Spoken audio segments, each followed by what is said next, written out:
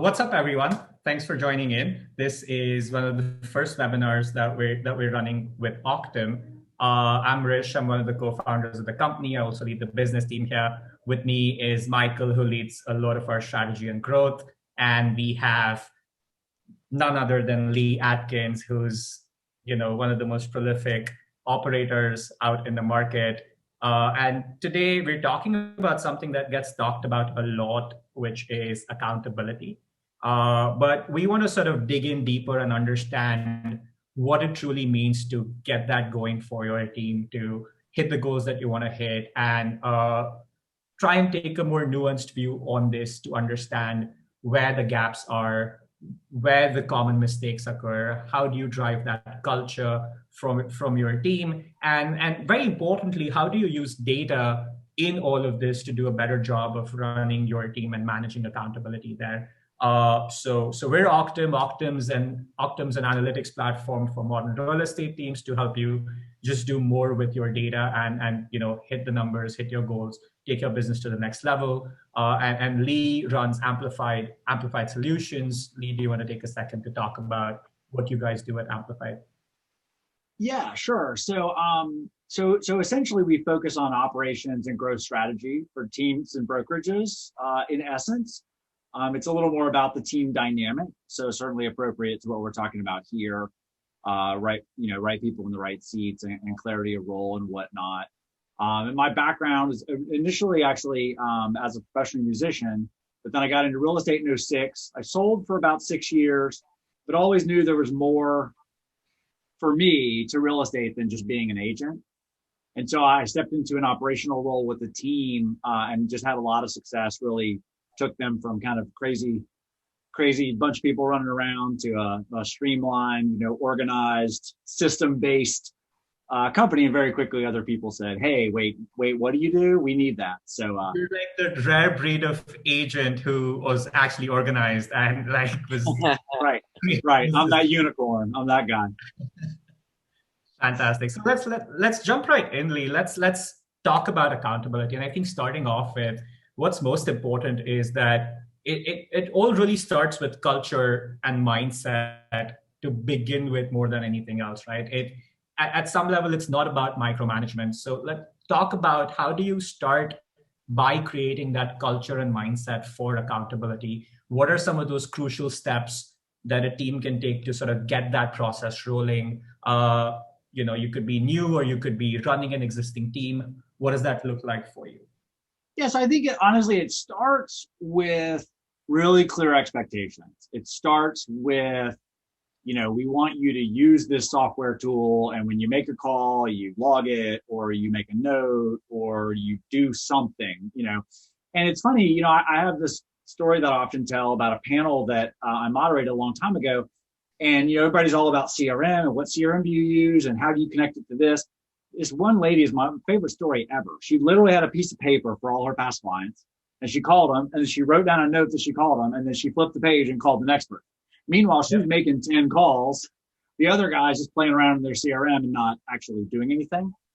So I think having a really simple process and clear expectations. One analogy I use a lot is a boat. When you're a smaller team, I don't know many people are familiar with like driving a boat and how all that works, but when you have a smaller group, it's easy to pivot and change stuff and do this. But the more you want to grow and scale, you really have to have even more simple and clear processes and then expectations of what you want people to do. And that in turn creates that culture where people know what you expect them to do. Mm-hmm. And they have a fair shot at, hitting those numbers or being on those leaderboards. One other thing I'm a big fan of is I like to let people create some of their own goals out of maybe a list of goals, but pick their own. I had a client a while back where we realized that people being physically in the office for whatever pre-COVID was a data point, and people that were in the office more often were closing more deals. I don't know. And I honestly still don't know why. I don't know if they overheard, learned by osmosis. I don't know if they were sitting there. So somebody said, hey, here's a lead. Yeah. But we let people come up with their own metrics sometime. If they want to say, I'm going to do 2 open houses, or I'm going to call 10 Sphere, or I'm going to, as long as they do what they say they're going to do, that to me is a win. Fantastic. No, I think that makes sense. And the whole office thing and the virtual setup is obviously like new realities that we're dealing with. We just got off a call with the team leader, Michael and I were speaking with, and we looked at his numbers and he was like, my numbers are down, but they were way up when I was in the office. And this is when I was not in the office. So there's a clear effect of you not being there, but that's our new normal. I think the expectations all make sense. Like you agree on a plan. You did mention leaderboards and gamification, and there's a lot of that out there, and a lot of it is pretty great, and people are using it. But we saw that there's a cultural thing there. You have some competitive teams where it works really well, and then you have a lot of teams where an agent's finding themselves in the middle tier, and they're really not seeing themselves go up, and eventually they become very passive to it because they always see the top performer at the top. And maybe they're just happy being right there in the middle, but that leaderboard doesn't really work well for say 80% of the organization because they're always never at the top, right? So how do you deal with a situation like that, again, from a cultural standpoint and also like an accountability standpoint?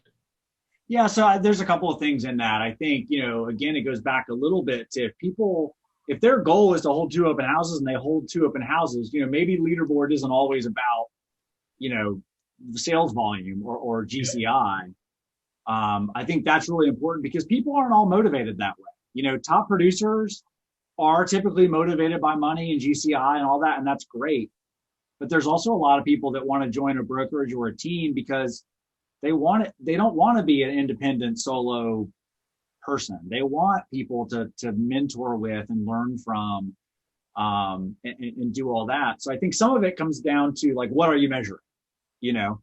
But I think the other thing is a great coaching opportunity for a leader or a manager to dig in with that person and just understand, what is. I mean, I have an example with somebody I work with directly where, quite frankly, we started distributing leads completely fairly again, completely round robin, no price, no area, no nothing. And I've seen some really impressive people come out who you wouldn't have on paper thought maybe was the top agent. And so I would encourage people, especially as a leader or a manager, to just consider that maybe the person you assume or who is the loudest doesn't always have to get the best leads. Maybe every now and then reset and then kind of measure that.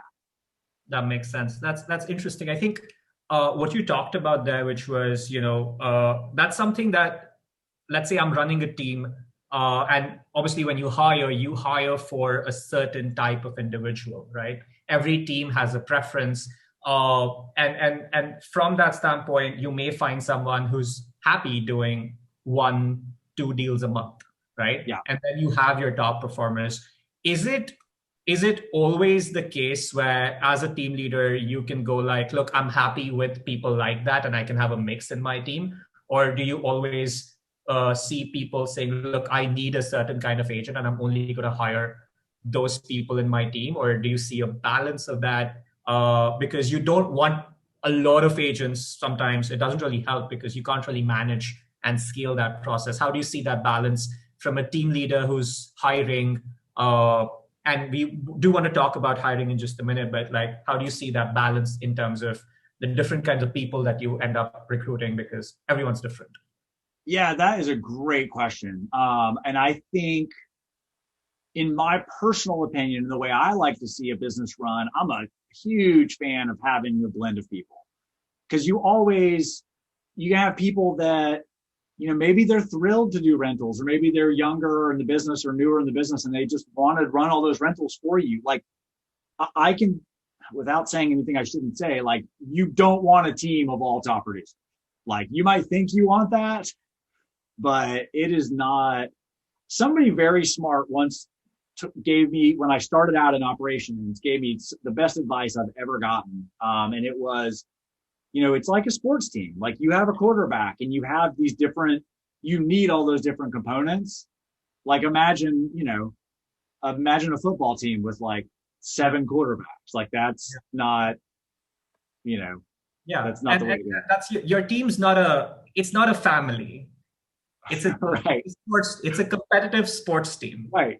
That's the analogy. And yeah, sure, you work together, but you have to win. And I think that's a great analogy. And I think this was this Reed Hastings and Netflix. I could be wrong. I think that's where it that was one of the theories that came up from a culture standpoint when they were building Netflix, if I'm not Right. wrong. Michael's done more reading on that than I have. They call it like we're a high performance team, I think is the way that they put it. But the sports novel is a great one. Yeah, this is the book, right? You Are What You Do, by Ben Horowitz. It talks about culture extensively and how you implement it. I think that's a great anecdote there. Let's talk about just before we segue into hiring, Lee. You talked about goal setting for agents, right? Now, let's say I do have an agent who is setting up a goal, and you're like, you can do better, right? Possibly, or you're happy with it. So how do you sort of balance that out as a team leader, saying, look, you can push yourself a bit more, versus saying, look, you're happy doing 2 deals a month. I'm happy with you doing 2 deals a month, and let's just run with it. How do you sort of find that balance? Yeah, good question. I mean, I think everybody, on some level, people inherently do want to grow and do better. Mm-hmm. I think it comes a little bit back to the metrics. I mean, maybe it is moving their price point up. I mean, you have to be careful about, I think, what you're measuring. Like, just doing more volume isn't always the thing. If you wanted to maybe do more luxury and just sell 3 houses a year, I mean, I know everybody wants to do that, but once you kind of earned that right, maybe some people's goal is actually to do less sides and make the same amount of money. So I think it's really careful to pick what pieces of that you're measuring. But as far as ultimate motivation, I mean, I think people like to be seen. People like book or movie or audio book or podcast recommendations. So I think as a leader, it really is one thing I say to all my team owner and brokerage owners. I'm like, whatever it is, it's your fault. Like, it's your company, so ultimately the buck stops with you. So if you're providing resources or providing a culture or providing, those tools to people, then they can do them. I think if somebody only wants to do 2 or 3 houses a year and that's it, I hate to say it this way, I wouldn't spend a lot of energy trying to get them to do 5% more. Mm-hmm. But I think by the same token, people do inherently want to grow and learn new things. And, now I'm going to get into investment or different. So I think it's your challenge as a leader to find what works for them. And of course, you can use a DISC profile or a Myers-Briggs or Strengths Finder or any of those tools to really kind of dig into what motivates people. Wonderful. And sometimes you can just ask them.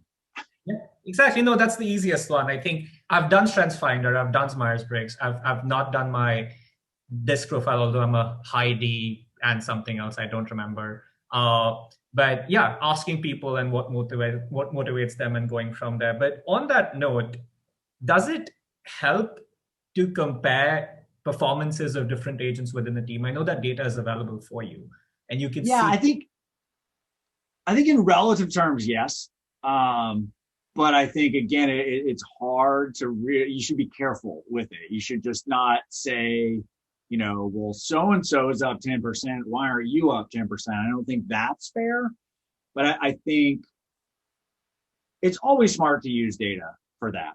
I mean, obviously, I think, and now more than ever, we have access to, and, of course, it's kind of a sine wave of like, well, we're going to do too much data. And then we're going to go, okay, well, we don't need, to know, like, what are these called at 10:06 or at 10:08? Like, we don't have to get lost in that. But, no, absolutely. Yeah. And I think you made a great point there, which is, you can't have a very outright comparison of you versus us versus them. But one thing I've heard from team leaders talk about is sometimes it's, again, mindset, where an agent might say, look, I can only make so many calls, or, well, I did call them and they didn't connect, and we can realistically only do so much with these leads. And so I've been asked, like, hey, can you share what your connectivity metrics are for the best teams in the area, for the best performing agents in the area, and what they're converting at, so that people can see that, look, this is a mental barrier and you can hit that next level if you were to do these activities. It obviously comes at a cost, but again, that's comparison to a certain degree. So how do you find that balance? Yeah, I mean, you're right. And part of the problem with this whole industry is that the market is moving, the data is moving, the team model, brokerage model is moving. I mean, these are all moving pieces that are all moving at the same time. Yeah. But I do agree with you completely in that there are certain ceilings. When I first started with the team that I worked with here directly, they were at 24 million because it was two top producers that in this price point, selling about 12 million a piece was pretty much the ceiling unless you got a crazy deal here and there. So I think, yeah, leveraging the technology, leveraging the people. I mean, I want to make sure I answer your question, but by the same token, I think there are so many pieces to that. But I think the easiest way to find that ceiling and those points are when you have that 2 years in a row when you're at that ceiling. I mean, yeah, we'd like to be proactive, of course. Yeah. But I think some of that is part of the learning curve. One of the things I tell people that our business does is it helps people figure out, what got them here won't get them there. But I think that's a really personalized thing. I mean, are you an indie brokerage? Are you a franchise? Are you a team of 3 that wants to be a team of 20? Like, this is maybe a good time to bring this up. And I don't want to go too deep on this, but like, starting with your 5-year plan or your 5-year org chart or your growth strategy, and then backing into how to get there makes a whole lot more sense than just, hey, we know this, this guy seems nice. He's in our office. We should bring him on our team. To be fair, everybody has to do that first. No one hires all the right people first. No, I mean, it doesn't work that way. And I'll be honest, even people I work with, I don't have the secret sauce either. I do not have a magic wand. I just help them. There is no magic wand. It's about the effort and consistency. And we say this all the time. Sales is part art, part science. And if you don't embrace the science, if you don't embrace the math, you're going to, hit a few home runs and then you're going to get out. So, well, one more thing I do want to mention on that point, I think that goes back to having that blended team, right? Because in theory, you have the newer agent or the agent with a smaller sphere or whatever who's doing less business, leverage that person to be a showing assistant or leverage that person to make some calls so that the top producer can be out on appointments. And that's, again, I know people want that magic silver bullet, but you have to freaking figure it out. That's the answer is you have to say, but again, I think having different components to be able to match up, you're going to have more success than having a bunch of people that are too good to be showing assistants, That makes sense. So let's segue into the building your team piece. Obviously, hiring is a huge aspect of it. You're a hiring expert. I know hiring as a process obviously is there, we've talked about that. Are there any metrics or numbers that you look at to see if you're doing a good job of hiring, or when to start your hiring process? How do you measure if you're doing that properly? Any thoughts on that? Yeah. So should we separate out? There's always a point of confusion for people when I talk about it. Do we want to separate out agents from staff and management? Yeah, let's only focus on agents for this at this point. That may be agents. So yeah, and so the short answer on staff and management is before you need them. That's the answer. When do I hire? You do it. Everyone who you ever ask in hindsight is I should have done this 6 months ago or 3 years ago or whatever. I think, ultimately, I've had this conversation a lot lately, and I feel kind of back to the 5-year org chart of the growth strategy, you need to figure out the role and then put the person into that role. And I want to be tactical. I want to make sure people get some actionable advice, but I think at a high level, I joked about it earlier, but just hiring the guy in the office because he's a nice guy and he always seems to be around, it might be a fine strategy for your first agent or two when you're just trying to figure out what you're doing. But I think the more you say, we have buyer specialists and we have listing specialists, or we have ISA, or we have outside sales, or we have whatever this is our model, then I think then you back into that person. It doesn't mean that you just hire somebody and they never take a listing because they're a buyer specialist. But I think filling that gap, and look, your model can be generalist. Your model can be that you have both. Yep. But I think you should be decisive about that and not just like, oh yeah, they can do both. I mean, I think the team model really is that the owners or whomever are the listing agents. Those listings drive buyer leads, that the buyer team works. And I think we can't forget that that is a fundamental of real estate. Yep. 100%. So, but I think when you're looking for people, it's almost easier with staff, because for me, you see patterns in people. They were involved in dance, or they played a sport, or they were musicians. Like, you see that discipline in their history. And that's not always a great like indicator for salespeople.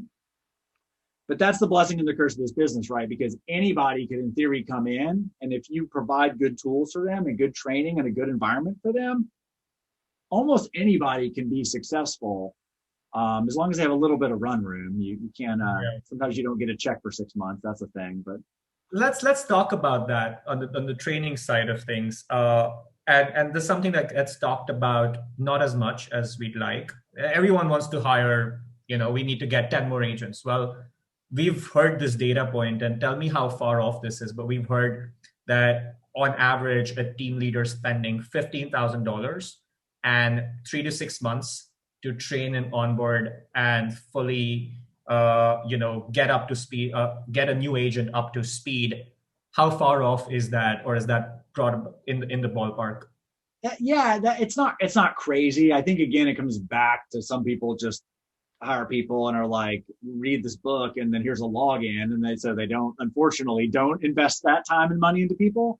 But that's not a crazy number. I think that's a good reference number for people to think about when they're adding somebody. It's going to take up somebody's time. It's going to cost some money for basic tools and all that.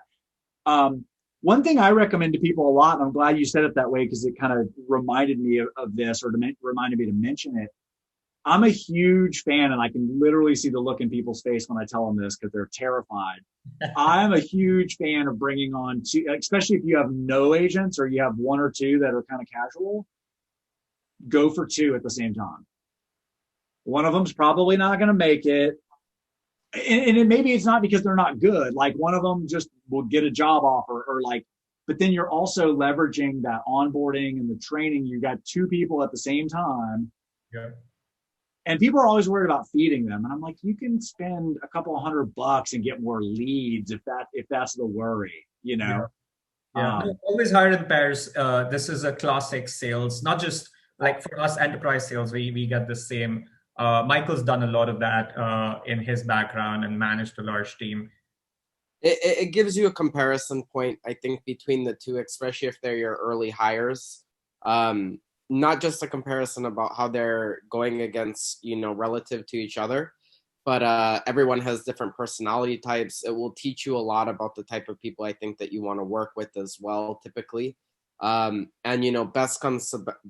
best situation is a lot of times maybe both of them will work out really well too. That can happen also. Yeah. Right. Because they drive each other. That's a healthy competition as well. Having two people that are starting at the same place, instead of comparing them to your agent that's been there for 4 years and knows what to do.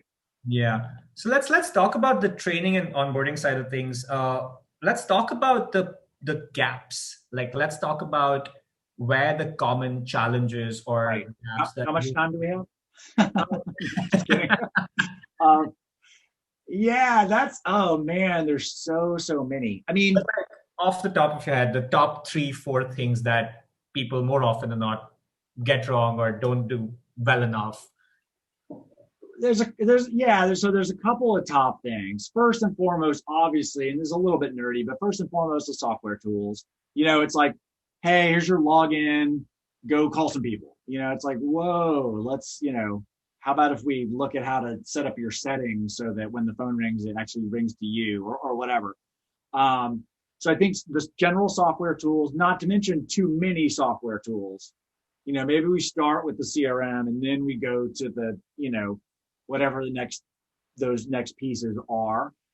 And then I think the other thing is, it's just kind of a and a B maybe, is that we use a lot of language in this industry that doesn't make sense to normal people. And so I think, these people come in and you're like, you've got to get them a CMA and then send them out the whatever, and new people are just like, I don't know what any of that is. Yeah. So I think, and then I guess part two of that is I'm a really big fan of mentor programs, and or just the owner.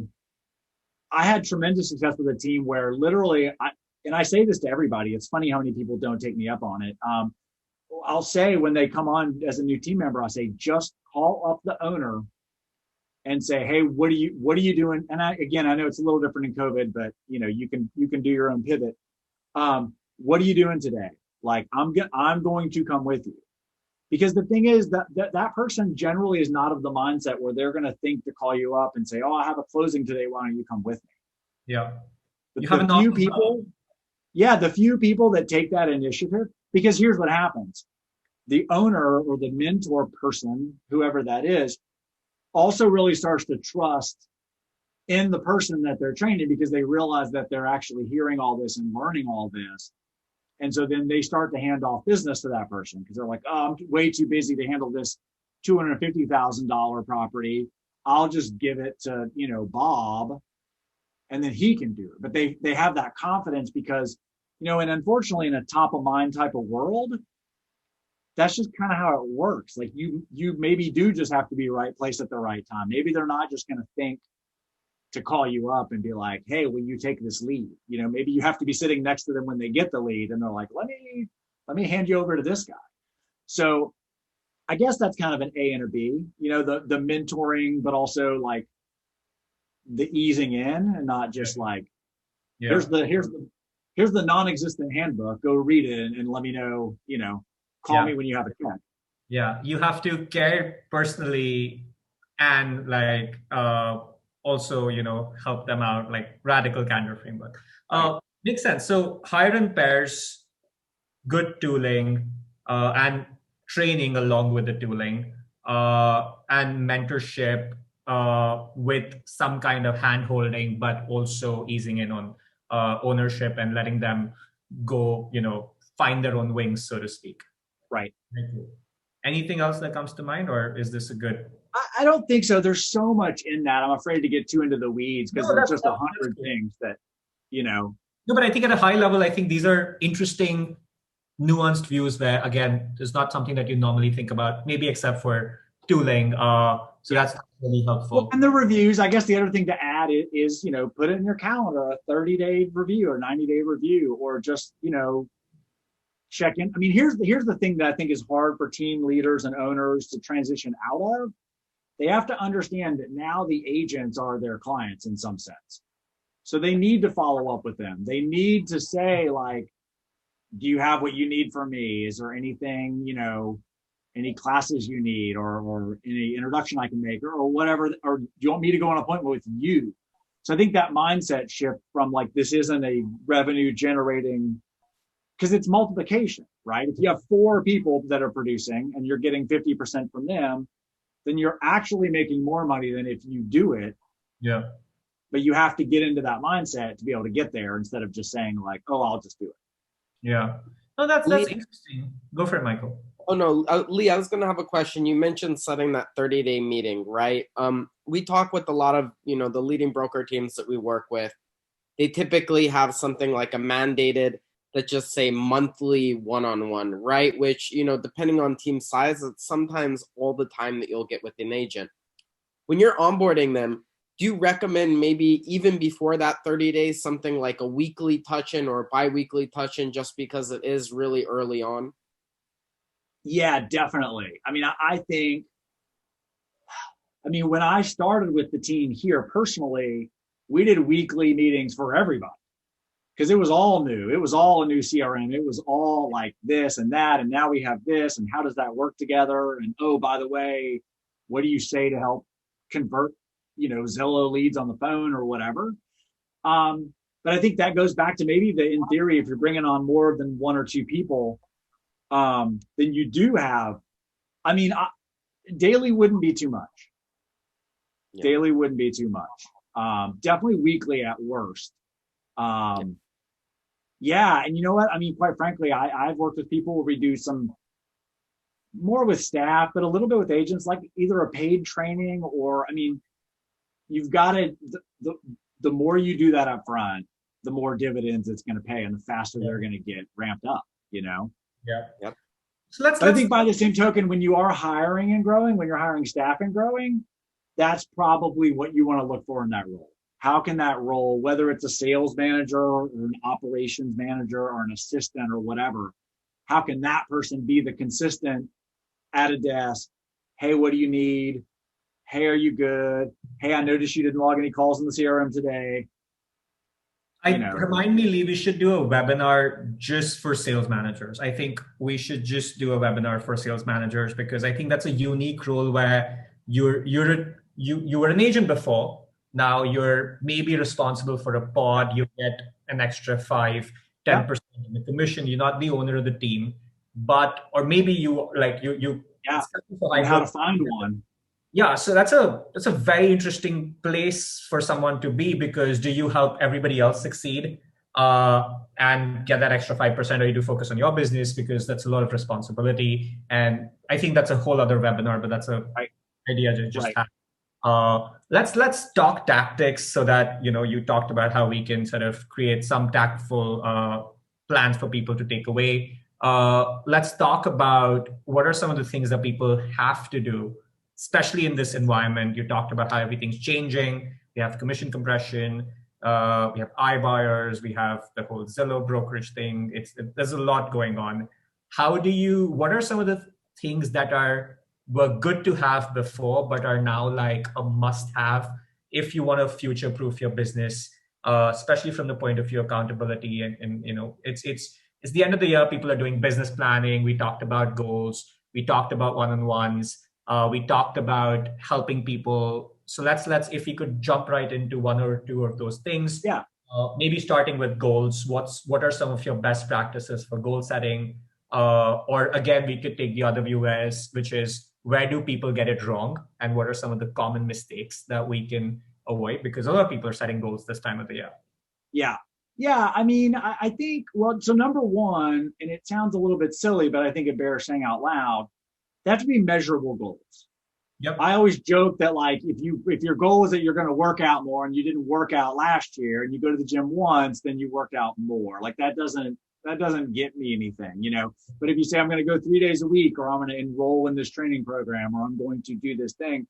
So I think to me it's also important when I've done goals with people, at least at a surface level, I'm always a fan of putting personal and business goals on the same page because they're not mutually exclusive. Like you can't have a better personal life and sell 10 times more properties next year. So like 3 date nights a month and 3 open houses, both in right, okay. right.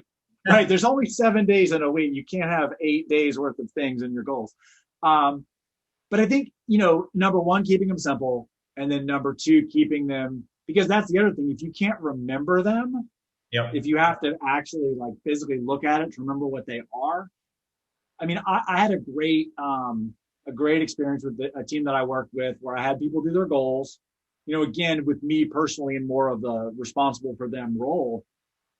They would literally turn in their goals to me and I knew they didn't look at them ever again.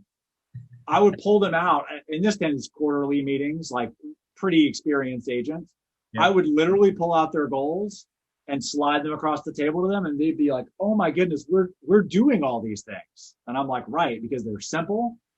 You thought about them and wrote them down. And even though you forgot them, they're actually happening. But I think they've got to be just incredibly measurable and incredibly easy to remember. I'm a big fan of doing things in threes. Okay. So I think, because quite frankly, I think our brain, we can remember 3, 4 starts to get a little, a little tricky. Social media is like probably bringing it down to maybe like 1.7. But, just really, I want to get a new car. I want to do Wednesday dinners with my family. I want to run 300 miles this year, or I want to take Sundays off, or I'm going to start an email newsletter, like things like that are just there's no arguing at the end of the year if you did.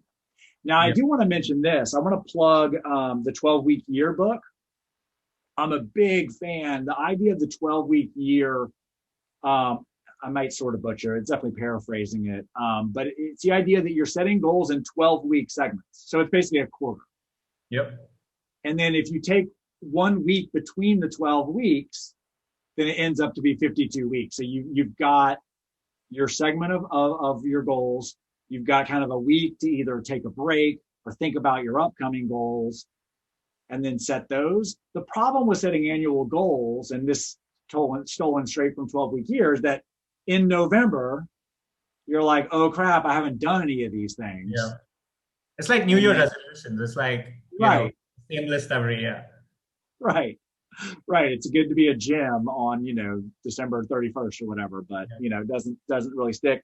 And then there's something else you asked. It wasn't the not to do, but there was another piece of that you asked, and I want to remember what it was because I had something. It was more about what are some of the key things that get missed sometimes when you set goals? What are some of the common mistakes that people make?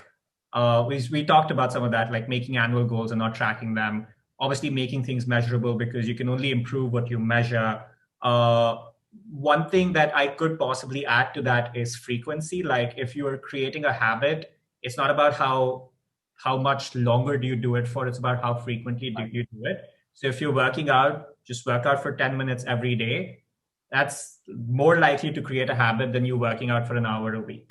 Something I've seen going around a lot lately that I'd like to emphasize as part of this, and I wholeheartedly agree with this, somebody just put it into better phrasing, is the idea that really this is more about getting, 1% better all the time versus that you're making these massive leaps and like, oh, well but I think we're trained to think that way, or maybe I don't know if it's human nature. I don't know why we think that way, but we think we're going to go from 3 million in production to 6 million in production. And we don't say like, wow, if I went to 3.5 and then 4, then that'd be great.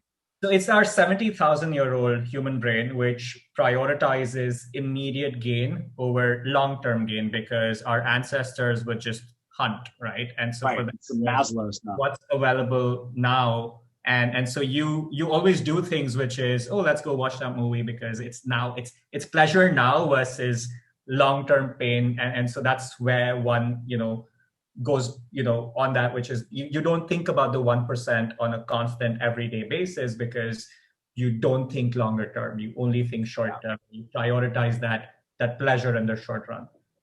Well, and I think that speaks back to the data in the sense that if you don't just look at it at the end of the year, similarly, and just say like, oh shoot, I only got to this number, I only did 100 calls instead of 120 calls or whatever. You have to look at it and use it, but also use that grain of salt of, hey, what can I do to help you get to that mark? Or, hey, what can I recommend? Or who can I introduce you to that'll get you to that number, So I think it's taking responsibility, but also leaving the accountability on the person. Yeah, they have to do it themselves. I mean, you can't do it for them. They have to find their motivation. Right. But you have to want it. It's funny, something I say a lot, maybe too much, is that I say you have to want it more than I want, more than I want it for you, and I want it pretty bad for you. But you have to want it more. Yeah, because I can't. Hell yeah, or it's no. Yeah. Yeah, exactly. On tactics, you do a lot of one-on-ones. We just talked about that. Again, it's something that's always. Everyone has their own one-on-one format. Some people are very data-driven. Some people take notes. Some people it's ad hoc. Are there, again, any best practices, or the counter question, which is, what are some of the common gaps that you've seen with one-on-ones between team leaders and agents? Yeah, so there's a lot to unpack in that. And for what it's worth, I'm definitely more of a casual one-on-one person. More of a let's get coffee and kind of like, psychologist style. I actually do my degree is actually in psychology, but But just like, Write down oh, dirt well, why? on your Yeah, like, oh, well, why is that? Oh, well, why do you think you didn't make this call? Kind of that sort of thing. But I think there's no shame, and I also recommend this for recruiting. You should have a written page of what you're going over, and I don't care if it's 3 questions, but like, and I don't want this to sound manipulative, but I think you should also keep notes while you're talking to them. It shows that, number one, it shows that you're engaged, but I think to have that historical data, like my best one-on-ones would always come where I've literally got a folder for the person, and I've got the notes from last time, and I've got and now granted you could probably do this in a CRM now, but like I've got their goals from last year, I've got their end of year review from last year. It's all right here. And so I can actually say, oh, well, last year your goal was this and you hit it or you didn't quite hit it, but this year you're at that. And say, oh, well, last time we talked, you said you were going to focus more on calling expireds instead of, this, that, or the other. So, but I think same for recruiting. Like I think agents, and I don't want to get down the rabbit hole of the listing presentation and buyer presentation, but I think agents often enough think that it's somehow impressive that they can do this without documents. And I think completely the opposite. I think you got to show up like you have a plan. Just because you know what to say in a listing presentation, you're there to tell them you have a plan to market their home, and you show up and just talk without a document. Like, that's crazy. But I think same for recruiting, and same for ask them about their business. How much product, what are your goals? And we actually do that with people we work with, where they've got a document that they need to take, and they can handwrite it. It's what I do when I'm on webinars. I'm writing notes. I'm like, oh, don't forget to talk about that. Make sure you mention that. You and me You both. have to have a plan. Yeah, you have to have a plan. And so I think, and we could come up with one and share it out with people too, if that's helpful. I'm sure I've got an old one that I've used, but again, that would be awesome. Like, as a follow-up, I have a bunch of questions that I would take to a one-on-one, instead of asking people, how can you help? Like, you ask them, is there any area that is more difficult than it needs to be? It's a different way to ask the same question, but then you get a lot more responses. There's so many questions like that. And I think we could put together like a best practices set of questions for one-on-ones. And the writing part, obviously, that's a no-brainer. Like, you write it so you can forget it and then remember it. Right, when you need to. Totally. No, I think that's really great. And I think I just want to, this maybe covers kind of all what we talked about. Something I say a lot, and I deeply believe, is that you don't even, especially if you're starting out or if you're young in this process, you don't even need a good plan. You just need a plan. Yep. So if you have a document that has 4 questions on it that you take to your agent meetings, you're in like the upper 90 percentile of people out there doing this. A good plan executed today is way better than a great plan for tomorrow, right? So 100%. Hit the ground running with what you have. I mean, we did have questions on talking about how to specifically help scenarios, but I think that would become longer than we'd anticipated because every situation is so different. But at a high level, just taking 2 steps back from this, coming back to accountability, and then just looking at it from an overarching theme and summarizing for the audience, the gaps that we talked about that exist, right? So starting off with expectations is a huge one. The 5-year plan or even a 1-year plan to begin with. You talked about having a better system for clarity leading to culture from an expectations point of view, hiring in pairs, maybe not comparing people against one another, but having a more subtle way to do it. Having a mentorship program inside the office is a pretty cool idea. I think that every new hire can use, especially because we're remote, right? How do you expect someone to understand the culture of an office if you're not going to meet them? Right? So and it's really easy, right? It's really easy. Spend time together. Just y'all be in the same place. Yeah, exactly. And or just like it's COVID, so find a virtual buddy still inside the office who's gonna show you the ropes, or hey, I'm stuck with this. Can you help? It's embarrassing for me to ask about that. That's a very simple thing to do. From a systems point of view, where do you see the gaps that end up forming? I know, obviously, right off the bat, CRM data entry, you and I have talked about that a lot, Yeah. and something that you also help with. Apart from that, where do you think the biggest gaps are, almost like the big wins or the low hanging fruit that people can go after to get the systems set up in a proper way? Yeah, well, it's funny because I was just thinking about this that we didn't technically talk about because we talked about data as a whole, but we didn't really talk about specifics of, calls, emails, appointments, those sort of things. And so I think having that really clarified and maybe even too simple. Yep. I think it's funny. People always think that like they're only going to do that. I've heard people say that about goals before. They're like, well, if I set my goal to run 500 years and I hit or 500 miles and I hit 500 in October, I'm just going to, I'm like, really? You think you're just going to not run for 3 months? Like that's okay. But I think setting simple, things like that to measure, I think that's a huge gap that people miss. And I talked to somebody once and they had a really big call volume goal and they weren't doing any of them. And so I basically said, well, if they made one call a week, would that, that would be 100% more than the calls they're making currently. Yeah. So I think baby stepping some of that stuff. So I think, yeah, I mean, the tools, training and onboarding are obviously bits and pieces of that. But the clear expectations around, we want you to have 2 appointments a week, or we want you to make 5 calls a week, or call 2 Sphere a week, or do whatever. Because the other problem is there's all these other things that they could be doing. They could be taking this free class. They see what other people are doing on Facebook. But I mean, those are honestly the biggest gaps. Like I know people want this like super secret. Oh, I never thought of that. Yeah. But these are smart people. They are entrepreneurs. Make 100 calls a week, set 5 appointments a month, or like whatever, 5 appointments a week. Yeah. Where 3 of those show up, you get like 1 or 2 of those done. You're doing 3 deals a month, whatever that math is. Yeah. Well, it varies, and that's where it's hard to give people that one answer, right? Because it's different price points. It's different, you're not going to go do an open house on a $1.5 million house. And if you are, the buyer's probably going to be way too sophisticated. You're not going to pick up a buyer by sitting in a freaking mansion for 3 hours. I got that guy on an open house. Although I'm sure someone had that situation. Someone did. Oh, yeah. No, but we should all learn, we all learn the hard way from some of those things, for sure. But I think, I guess to kind of get back to your question in some sense, I think that everybody wants an easy button now.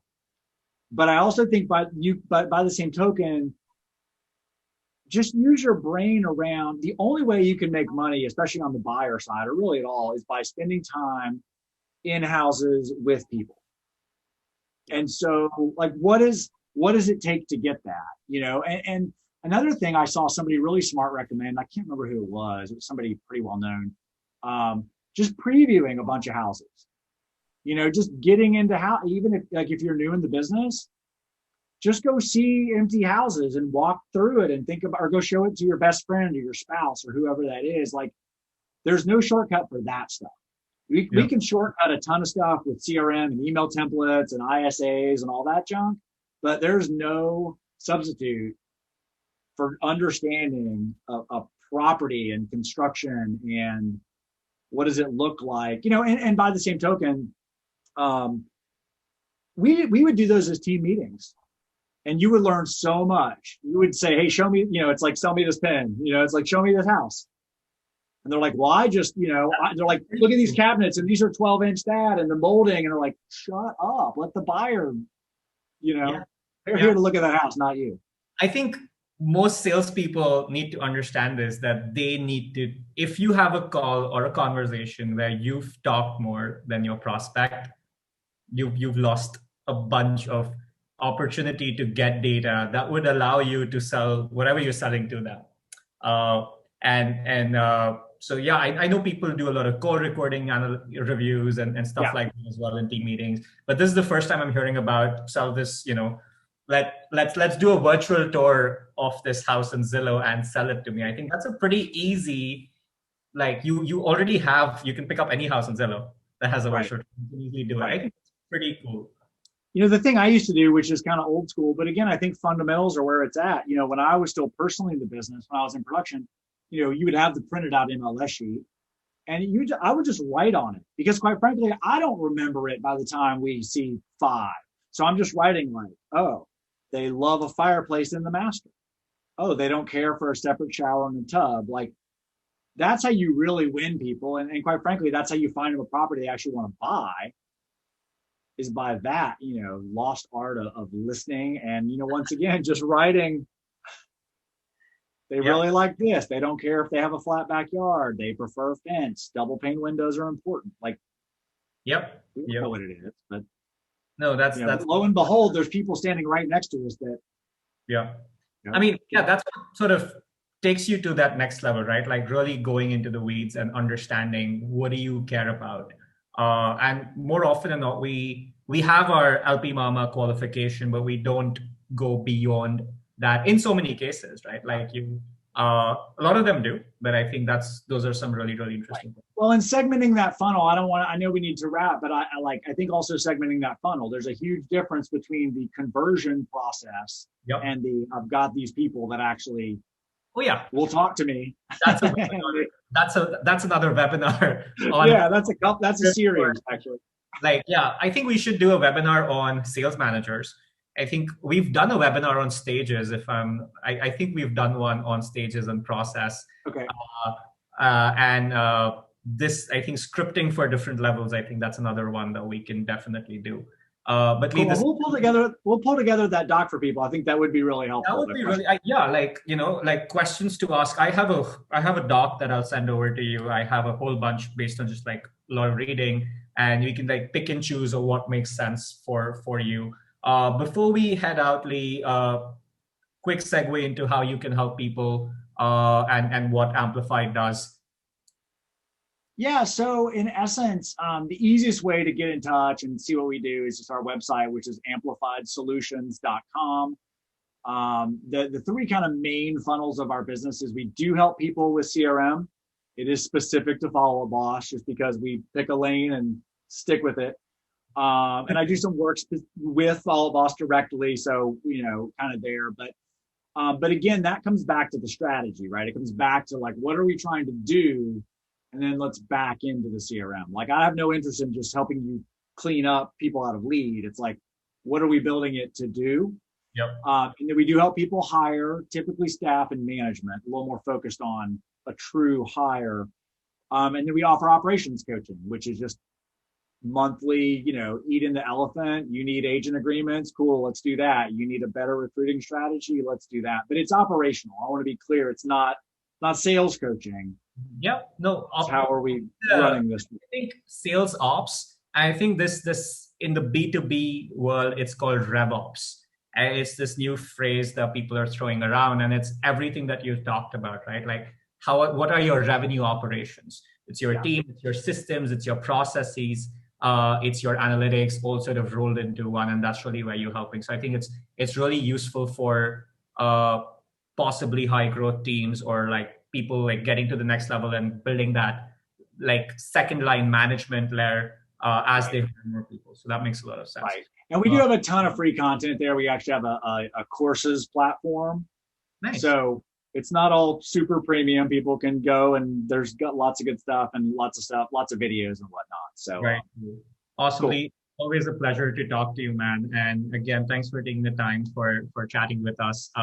And let's put that document together. I think that'll be very great. We'll do it for sure. And thank you guys for having me. I'm sure we'll link up soon. All right. Thank you. Bye. Take care.